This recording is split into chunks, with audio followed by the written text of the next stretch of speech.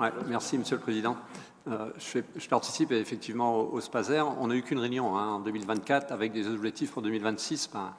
C'est vrai, il est dit qu'on en parle à chaque CAO, mais à mon avis, il n'y en a pas d'autres réunions, d'autres productions de documents, mais bon, on va voir. Je peux me tromper. Non, moi, je voulais intervenir sur les moyens RH. Monsieur le Président, chers collègues, je n'avais pas vraiment prévu d'intervenir, mais aujourd'hui, après 4 ans de votre gestion humaine dans notre collectivité, se pose la perspective d'évolution de la gestion des effectifs en projection de cette année et des années à venir. Je siège en tant que membre pour l'administration dans différentes instances.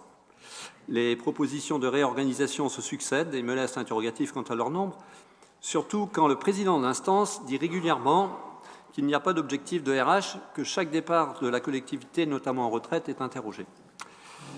Je ne suis pas opposé en tant que membre du collège de l'administration aux réorganisations, quand elles sont justifiées au regard des décisions réglementaires, des métiers, autres paramètres d'évolution des besoins des personnels, et je vote régulièrement avec attention les rapports présentés.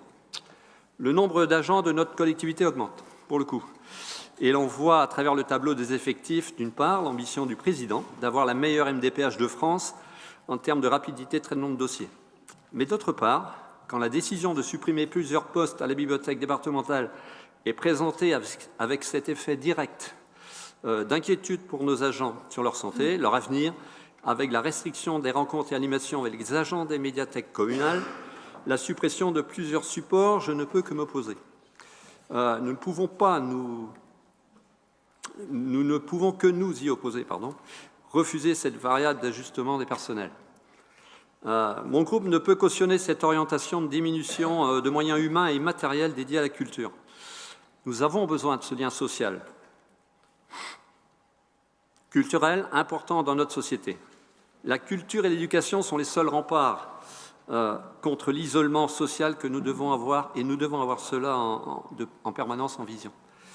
Alors, Monsieur le Président, 2 questions. Saurez-vous nous dire précisément quelle réorganisation des opérateurs culturels demain? Avez-vous, contrairement à votre VPRH, un objectif précis de gestion des personnels dans les différentes directions? Pouvez-nous rassurer les agents?